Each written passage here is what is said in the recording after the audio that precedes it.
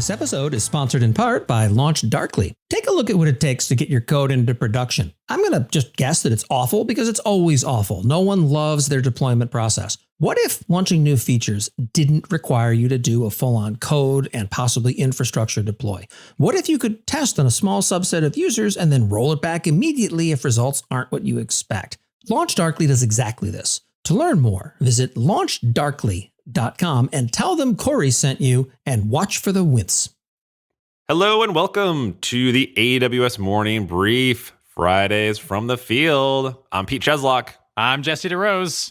We're back again. We're continuing the unconventional guide to AWS cost savings. What are we talking about this week, Jesse? This one's actually one of my favorite topics. I feel like I say that every episode, but they're all my favorite topics. Just don't tell any of them that. This week, we are talking about investing in your future. We're talking about making investments in the AWS platform in terms of reservations. Awesome. Yeah. I mean, there's usually a return on an investment, but investments are a complicated part. I mean, there's a lot of different ways that Amazon is happy to take your money, right? Yeah, absolutely. And I feel like this is one that people are aware of tangentially, but I don't think a lot of people think about regularly. Like, I really wish more folks would make a habit out of regularly looking at usage and looking at the potential for reservations, because there are, as you said, Pete, there are amazing opportunities to receive return on that investment. And I don't think enough companies are taking advantage of that. Yeah, there's a lot of nuances, and we'll dive into all those things. But before we get started, just want to remind all of our listeners that this unconventional guide, you can actually head over to the Duckbill site and go and download this guide. We have it as a handy PDF for review. Obviously, it's going to cover some of the future episodes as well, so you get a little bit of a sneak peek there. Spoilers. But if you do better with a written format, it is available. I would read the link off, but it's comically long, and figuring out short URLs, we just haven't reached that level of technical, ability over here. So we'll include the link to that PDF in our show notes, and you can go check it out at duckbillgroup.com. But also to go to lastweekinaws.com/QA and ask us questions. Send us your questions, your thoughts, your comments, your feelings.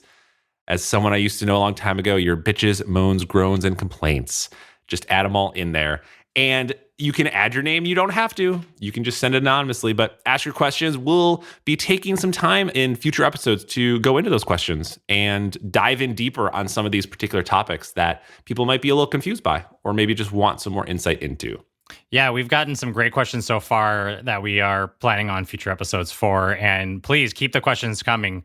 There's some really, really great questions, really, really great commentary in there, and we absolutely want to make this an engaging conversation. We want this to be a two-way conversation.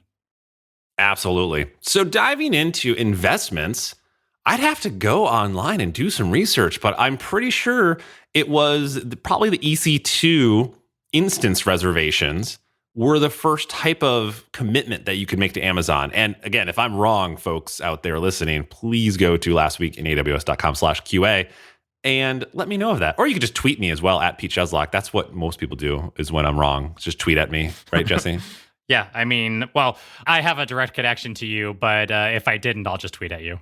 Yeah, you'll just tweet at me or Slack DM me or, whatever. Send me a Zoom message or maybe hit me up on Chime. Oh, God, yes. If somebody's hitting you up on Chime, you're in trouble. That's very true. Something has gone wrong if I get a message on Chime.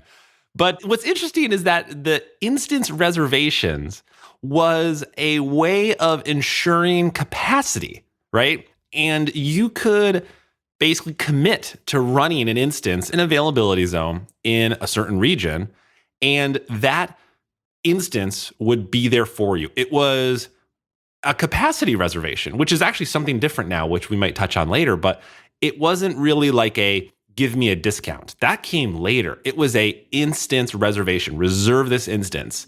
And this was important because for those folks who have been part of Amazon in the earlier days, there were times that you would ask for a certain instance type in a certain availability zone, and Amazon would kindly tell you to go pound sand because they didn't have one of those for you.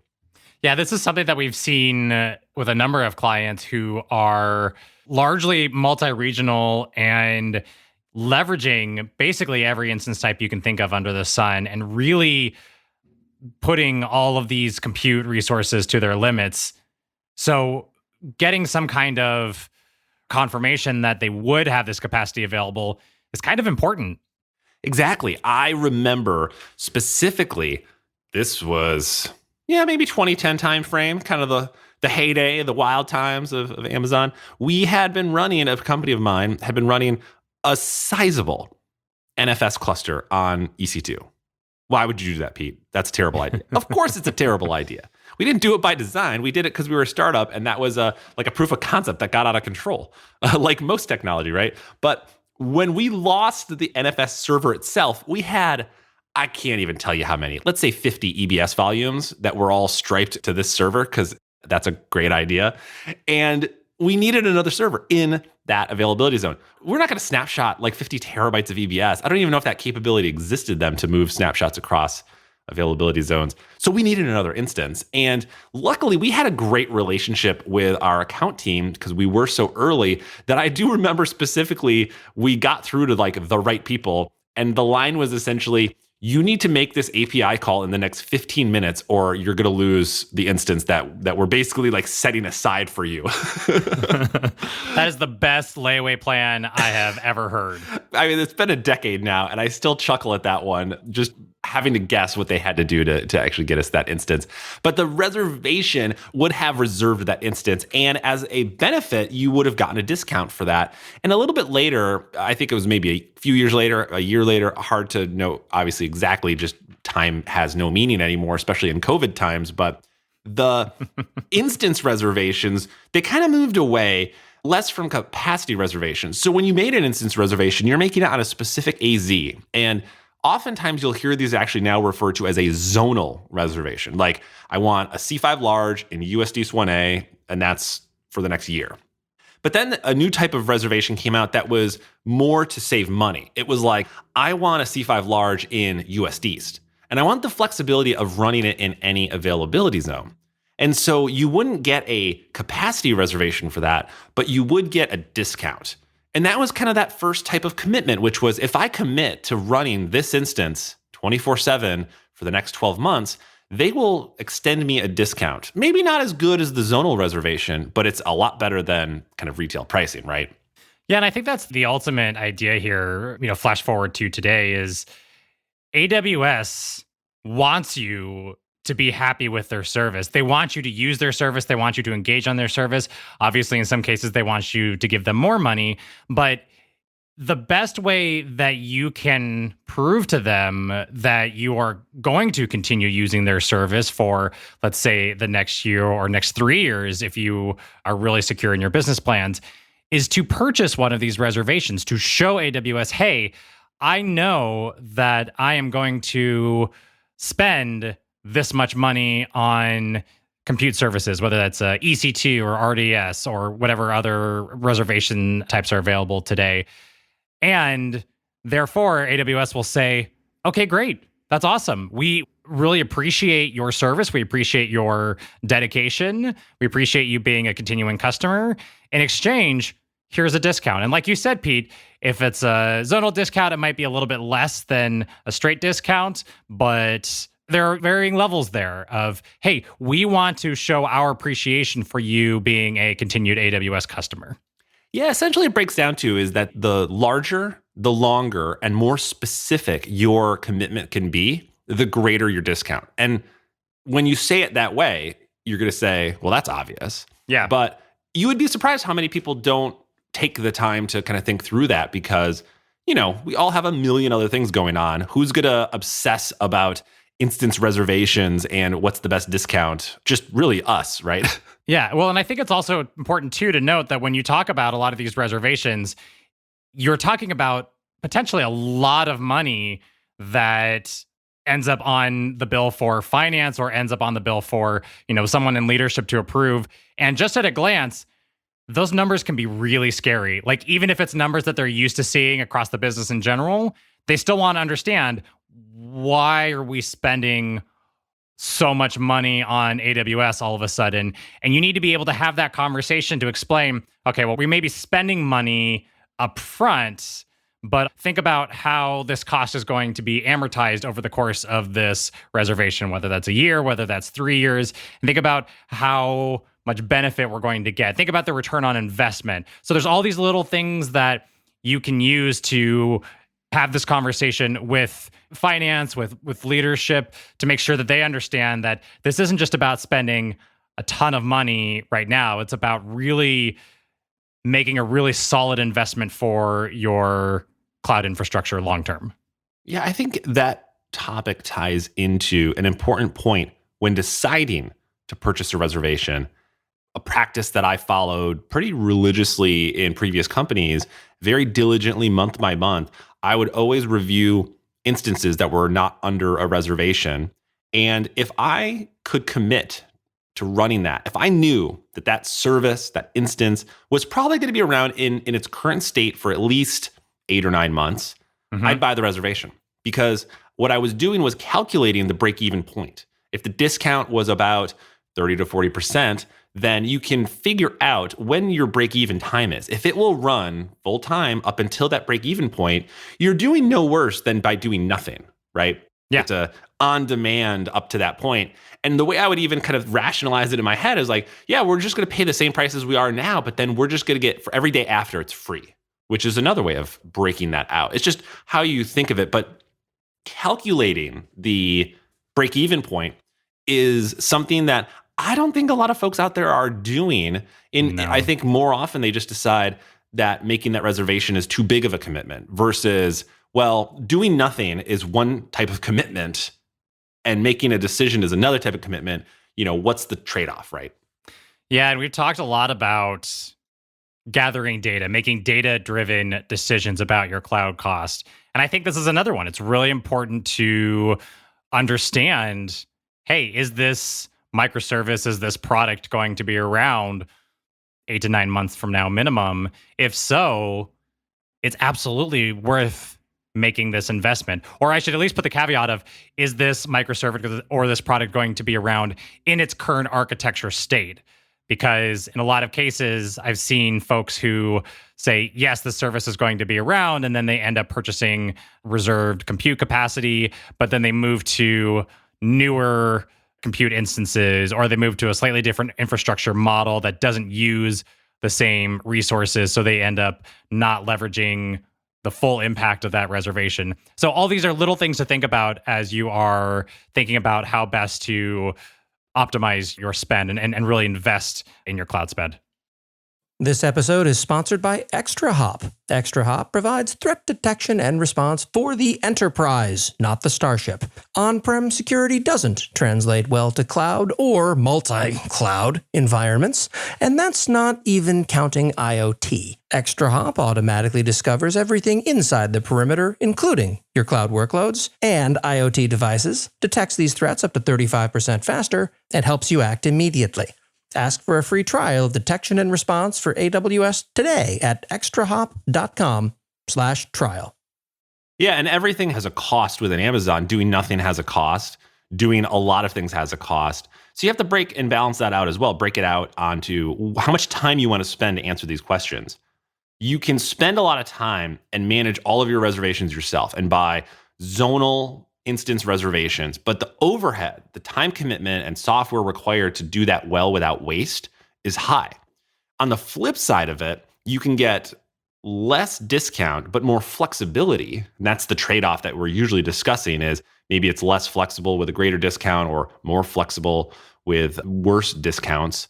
And that's where on the savings plans, that's the new service that came out, about a year ago, maybe over a year ago, where you can just make a per hour commitment. You're running $100 per hour of on-demand spend, commit to a portion of that, and we will provide you a discount, we being Amazon.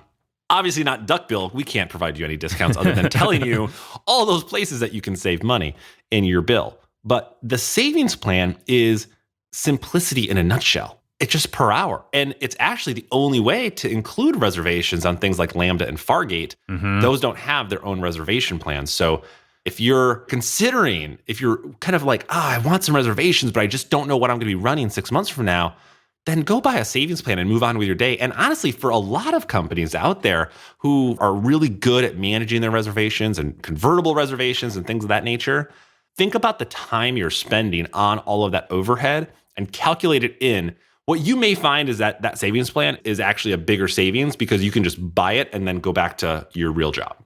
Yeah. And I think it's also important to note that savings plans will stack on top of each other. So if you purchase a savings plan that's maybe a little bit lower than the ideal recommended savings plan, either by AWS or by a third party, you can always come back and revisit that savings plan purchase later and purchase another savings plan to augment that. You can always say, hey, you know what? I thought that maybe X was too high, so I'm going to buy a savings plan for about half of X every hour. But now I see that I actually am spending X every hour. So you can augment that and purchase another savings plan to add to that. And ultimately, they stack on top of each other. Yeah. So Amazon's going to recommend some number that is like, what is the absolute most you should give them? And honestly, it's a little crazy. It's going to look back at your spend and say, well, based on your previous spend, give us $100 an hour for the next year. And you're like, well, that's a lot. What if I only want to do half that? Now, they can't answer that question. And interestingly enough, Duckbill has some tools, and you should reach out to us if you're trying to understand that question. We have some interesting tools that can answer that for you. But to Jesse's point, if they're recommending a certain commitment, you could commit to maybe 25% of that this quarter. Then reassess next quarter and maybe make another commitment of 25%. It's kind of handling it the same way you might do a reservation. You might do quarterly analysis of your reserved usage and adjust accordingly. Don't feel like you need to make that one click and say, let's buy the $100 an hour commitment, 1 year, all up front. I'm going to click this button. And the next thing you know, you've got this $1 million invoice payment. YOLO. It's the most expensive API call. Yeah, absolutely. There are definitely opportunities to make small incremental investments in your future within this space. But I think another thing that's worth calling out is that we've talked specifically about savings plan. We talked a little bit about reserved instances as well, which fell out of the initial reservations that Pete was talking about. But there's other reservation options available within AWS that aren't talked about as frequently. And usually that's because these are services that maybe aren't used as frequently as we'll say EC2 or RDS. But there are still other reservation opportunities within AWS. So it's always worth looking to see, is there a way that I can invest in my usage in this particular AWS service? Is there an opportunity for me to get some kind of discount here? Yeah, that's a really good point. There are the niche services, right, within AWS that you may not realize that you can actually create a reservation for. I'm not going to call DynamoDB one of those. I don't think that's a niche service, but you can reserve capacity in a DynamoDB setting to increase your discounts there. I'm talking of things like that are really obscure that you're not going to know about it unless you're a user of it. Like Media Convert has reservations and Media Live, like streaming your media. You can make certain commitments, again, that's what this is all about, commitments to Amazon for your usage and get some discounts on there. So check those out. And also too, if you have an account manager, which actually you do, no matter what your spend is, you have an account manager. You may not know who they are. They may have never reached out to you, but your account manager can also help you identify some different places that reservations could happen and even give you an idea of what kind of savings that you could see based on your particular service. So even if you don't see like a reservation plan for maybe a type of service you're using that is of a high level, reach out to your account management team because they can be really helpful to find out what savings might exist. Yeah, the key point to really remember in all of this is to start tracking your use of AWS services as they grow and stabilize over time. Much like some of our previous conversations about starting with GP2 EBS volumes for your unknown workloads or S3 standard storage for objects with unknown access patterns. Start measuring your usage today of these different AWS services. And when you start to see a stable baseline usage over time, invest in that usage to maximize your savings. Absolutely. The more insight you have into your Amazon spend, is a great way to better understand future usage and planning capacity. But as soon as you have the slight even concept of this is going to live for a period of time, make that commitment. The sooner you can make the commitment, the sooner you can get savings. And that's the best way to save on Amazon, is to save the money before you've spent it, before you've gone down the path. There's no retroactive savings, right? So this is the best way to do it, is, again, the sooner you can make those commitments, the better it will be for you and your cash and bottom line. And it makes your C-levels, your CFO really happy when you can explain to them the benefits of these reservations. All right, if you've enjoyed this podcast, please go to lastweekinaws.com/review and give it a 5-star review on your podcast platform of choice. Whereas if you hated this podcast, please go to lastweekinaws.com/review, give it a 5-star rating on your podcast platform of choice, and tell us, what is your percentage of reserved instances? Is it up in the 90s? It should be. Don't forget, we want to hear your questions. lastweekinaws.com/QA. Send us your questions, your thoughts, and your feedback. We'd love to address all of those in a future episode. Thanks again.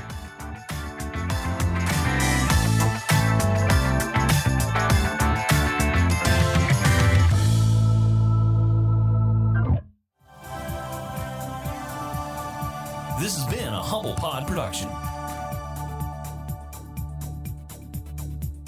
Stay humble.